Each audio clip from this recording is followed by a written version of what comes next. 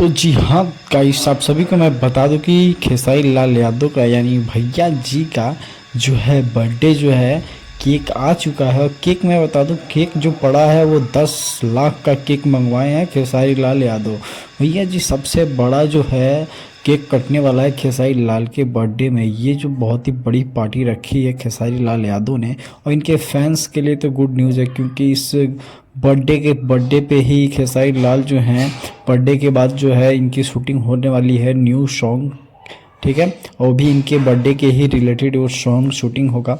और गाइस मैं बता दूं यहीं पे कि जो पवन सिंह हैं इनके बर्थडे में नहीं आए हैं, और बाकी इनके फैमिली में और भी इनके जितने भी स्टाफ है वो सभी हैं।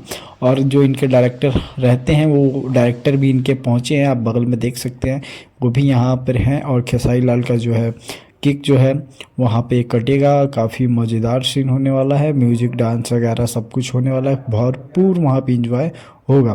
तो गाइस अभी तक हमारे चैनल को सब्सक्राइब नहीं है तो प्लीज़ चैनल को सब्सक्राइब करके वीडियो कैसा लगा कमेंट जरूर करें। Thank you for watching.